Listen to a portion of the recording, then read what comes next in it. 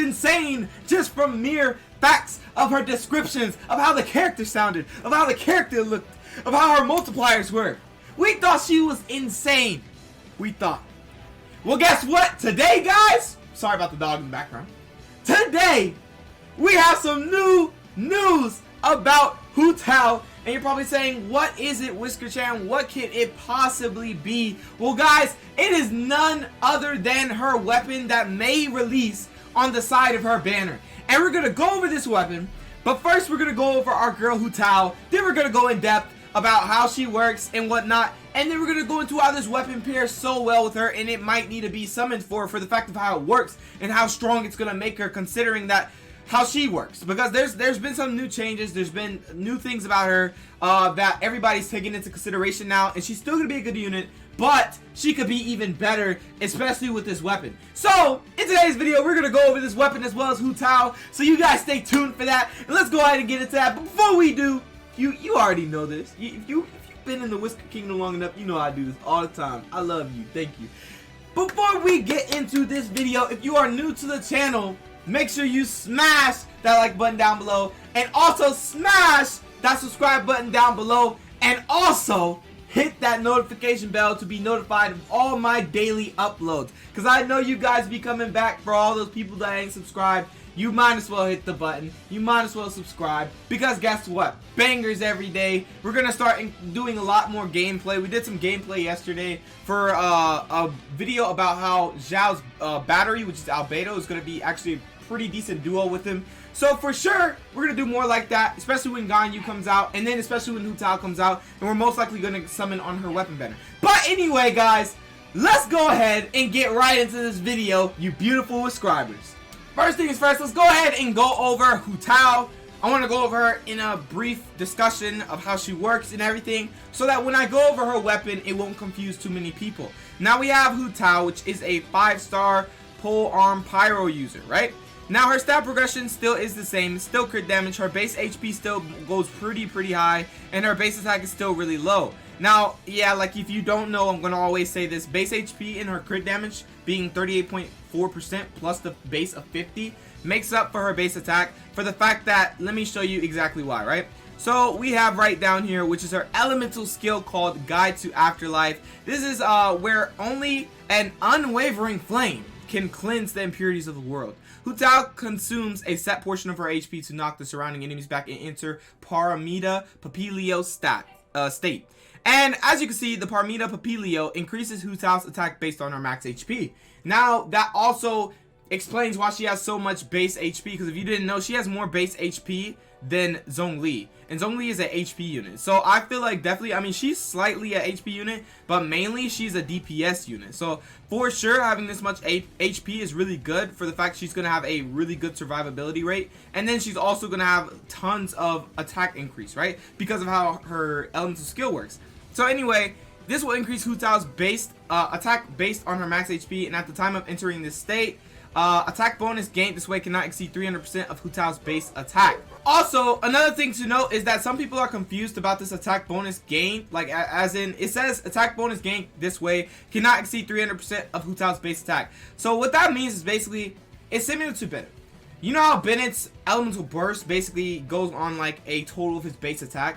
His base attack can increase. It won't stay at 106. So we're not going to go 300%, or we're not going to be able to not exceed 300% of 106 attack, because her base attack can go higher. The more you level her, once you have her maxed out, she's going to have 106. But then you also have to keep in mind that you can have all sorts of weapons that add more additive attack. You have attack percents, which give you more base attack. So definitely, guys, like I said, you can go pretty high with this 300% of Hu Tao's base attack. So, or not exceed it, but you can go pretty high with it. So definitely don't let that be a downfall for her, because I'm going to explain exactly why. This right here is balanced, and it's really good. It's not broken, but it's balanced. It's going to be consistent. And then there's also her weapon, which is going to support so much of this, which I'm going to explain in due time right after we go over the rest of this. So anyway, like I was saying, this converts her attack damage to power damage, and it cannot be overridden by any other elemental infusion, which sets up for a lot of comps like Vaporize and Melt. Anyway, charged attacks apply Bloody Blossom effect to enemies hit. This will increase Hu Tao's resistance to interruption. And basically, the Bloody Blossom is you affect the enemies, and they receive, you hit them with this, and it's a debuff, and then they'll have the Bloody Blossom or the Blood Blossom, and they will receive power damage every 4 seconds, right? And this damage is considered elemental skill damage. Each enemy can be affected by only one of them at a time, and its duration may only be refreshed by Hu Tao herself once she's in this form of Parmita Papilio, right? So once this duration ends, of course, or Hu Tao has left the field or fallen, it'll end, you know. So anyway, the activation cost for going into this form is 30% of your current HP, and I've went over this in another video. I say this is good because at first we didn't know whether it was max or current. If it was max, we would have had a problem, because I want to give an example out. If you had 60,000 HP and it took 30% of that, it's going to take a big chunk. Now, say for example you have 1,000 HP out of 60,000, and it's going to take 30% of 60,000. What is that? That's already going to kill you. So I feel like it's definitely good for it to be current HP, so that if you go from 60,000, it's going to take 30% of that, and then you go to 1,000 health, it'll take 30% of 1,000 instead of 30% of 60,000, which will immediately kill you. So I feel like that's definitely balanced. That's way better than max HP. If you ever lose any type of HP, it should be current, I feel like, because if it's max, that means that character's either like super broken, or they just built the character wrong, and you're going to be losing tons of health. So the attack increase is based on these multipliers at each level. At level 1 is 3.84, level 10 is 6.26, and level 15 is 7.75%. I want you to keep these multipliers in mind, especially for what I'm about to go over with this weapon. Anyway, at level 10, it goes based off the max HP. 6.20% increased attack is really, really good. It's decent at level 10 if you well the character. 7.75% is really good. The Blood Blossom damage is also really good for the fact that it's going to do the damage over time, and the duration of the Blood Blossom is 8 seconds. Now, say for example you have level 10. You have 115.2% each time it ticks. That means it's going to tick 2 times since it's 8 seconds, and as a force, every 4 seconds it's going to hit, right? So it's going to tick 2 times, which is a total of 230% plus your attack increase while you're spamming them, and then this can be refreshed. So you gotta constantly refresh this over and over. The only problem is that once you go into this form, you only have 9 seconds. So really, it's like you'll be able to do 1 Blood Blossom on on enemies, or like, you know, on all the enemies around you, and then you'll go out of the form. You won't really be able to like refresh it, since your form is going to slightly end as soon as you can refresh the Blood Blossom duration on your enemies. So anyway, the duration is 9 seconds. The cooldown is 16 seconds, which is not a bad cooldown since you're gonna have a total of 9 seconds waiting. I mean, from how this works, how strong she's gonna be, or how strong they're really making her seem to be once she goes into this form, I feel like definitely it's gonna be the 9-second cooldown is worth, especially since there's other ways you can stall with this character, and for sure she get, if you put her with an energy battery, it's like you're gonna be able to spam this, and it'll be like a stall, in my opinion. So you'll be able to have that energy battery, that you'll be doing all that damage with your elemental burst, and then, like, you know, while you're waiting for this to come back with the 9 seconds, boom, you have this back. I mean, it depends on how you play the character and how you build the team, how you want, if you want an energy battery, if you just want a lot of attack, or anything of your nature, right? So we have the Spirit Soother, which is her elemental burst. Basically, she deals pyro damage in a large AoE. Upon striking the enemy, she will regenerate a percentage of Hu Tao's max HP. This effect can be triggered up to 5 times based on the number of enemies hit. If Hu Tao's HP is below or equal to 50% when the enemy is hit, both damage and HP regeneration are increased. So it can be triggered up to 5 times. That's something to keep in mind. The skill's damage is really, really good. It has a normal skill damage and normal HP regeneration, and a low skill damage and low HP regeneration, or low HP skill damage is what I meant. So basically, the lower your HP, the more damage you're going to do. As you can see, these are our multipliers. At level 10, 617 at low HP skill damage. At level 10, regular skill damage is 493. And then at level 10, for skill HP regeneration, is 10.2% your healing of your max HP.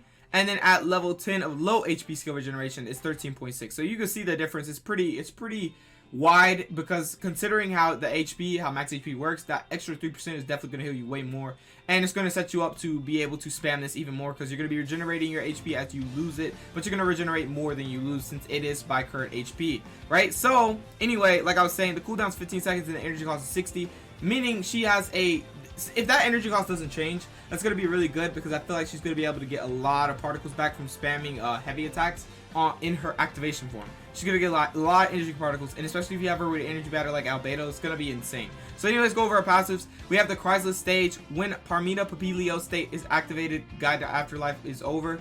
All party members, basically, excluding Hu Tao, have their crit rate increased by 12% for 8 seconds. So that is good for like sub DPS, in my opinion. I've been over this a lot, and I feel like definitely that's not too good for her, for the fact that she does not include it in her own crit rate increase. Anyway, we have the Blood Boil, which is where she really is. It's when Hu Tao's HP is equal to or less than 50%, her power damage bonus will increase by 25%. Now that means since she's doing mainly power damage, you want to be below 50% health as much as possible. Go into your Parmita Papilio form, then you have your attack increase, then you're below 50% health. Then you have 25% increased power damage. And what are you going to be doing in your Parmita? What are you going to be doing in your Parmita Papilio state? You're going to be doing power damage. So having that increased 25%. Power damage is extremely viable. I feel like it's going to be a really key feature to her. And also, if you're, say for example, you activate this right here, you get your attack increase level 10. And then you have your below 50% HP, you get an additional 25% increased power damage. And then you have low HP skill damage because you're below 50% health. And then you do 617 damage plus your attack increase plus your 25% increased power damage bonus. It's going to do tons of damage. She's going to be a nuker, and I feel like definitely it's going to be fun to play this character. So anyway, I want to go ahead and go over this weapon and as to why it's really good on her. Alright, as you can see, I'm going to scroll down a little bit so you can see the weapon. This is the weapon right here, as you can see. Let me see if I can show you in a new tab, just in case you want to see. Here you go right here. This is how it looks, and I'm pretty sure everybody has seen this weapon once. There was leaks about her. There was an in-game leak where she had the weapon in her hand, and here it is right here. This is the picture of the weapon, how it looks in-game. And this is the weapon that's most likely going to be released next to Hu Tao's banner because it's the perfect weapon for her. You're probably asking why. Let's go ahead and go over these stats. Okay, as you can see, we have a base attack of 46. The secondary stat is crit damage. Now, I want to note this, right? She already has built-in crit damage of 38.4%. Now she has a weapon that has crit damage, and you're probably saying she doesn't need that much crit damage. Well, what this sets you up to do is build a crit rate build on your Hu Tao. You no longer really need crit damage unless you get crit damage through your literal substats. You need as much crit damage in your substats as possible. That would be insane. That would be really good, because what you want to do is go on a crit rate build, and you want crit rate in your substats as well because of how much crit damage you're going to have. So we have the special passive, which is basically called Disc of Kinabari, or if I pronounce that wrong, I'm sorry. The special passive is basically HP is increased by 20%. Now that's already a plus, because maybe we don't know. I hope that this HP increases by the max HP. So say for example you have 60,000 or you have 30,000 HP. I hope it increases by 20% of 30,000. You see what I'm saying? So it's going to increase your HP by 20%. Additionally, it will provide an attack bonus based on 0.8 of the wielder's max HP. When the wielder's HP is less than 50%, the attack bonus is increased by an additional 1% of max HP.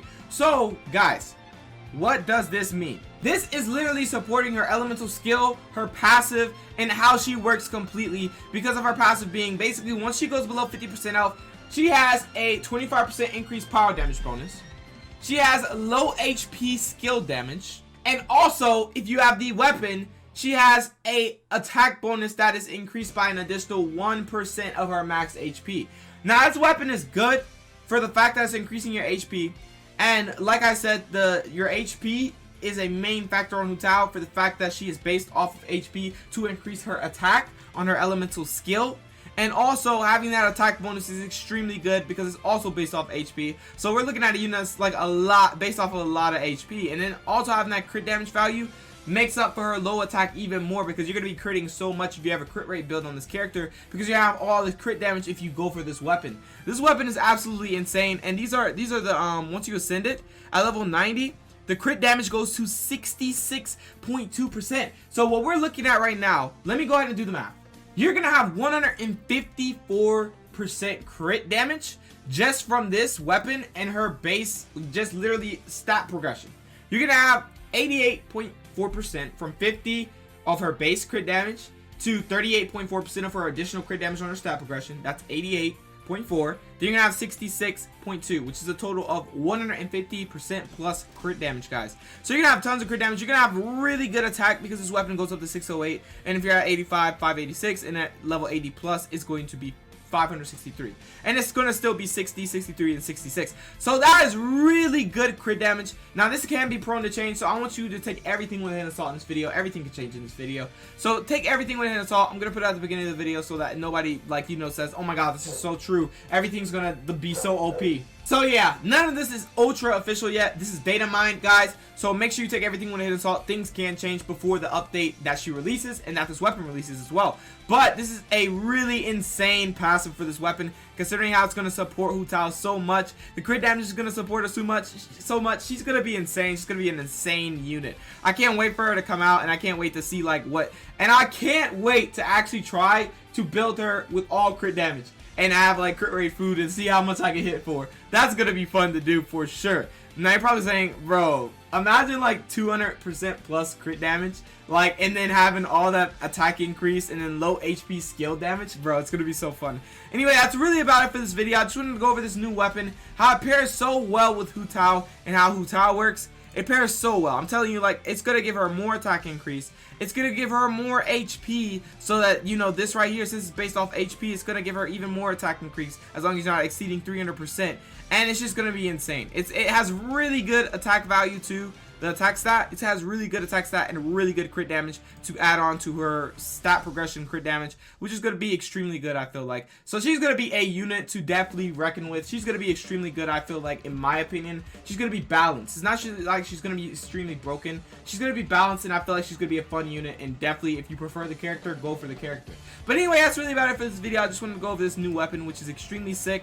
I love it, and also the refinement's insane. As you can see, it goes from level 1 attack bonus based on 0.8 basically, but if you're below 50% has an additional 1, and then the HP on the refinement 2 is 25%, and then the attack bonus is plus 1% on when you have regular HP, but when you're below 50% it goes to 1.2% of your max HP. Refinement 3 is you have HP increased by 30%, and the additional attack bonus is 1.2% of the world's max HP, but if you're below 50% health, it's increased by a additional 1.4%. So honestly, look, this weapon is increasing not only like right here. So you can say, for example, it's going to provide an additional attack bonus based on 0.8% of the world's max HP, right?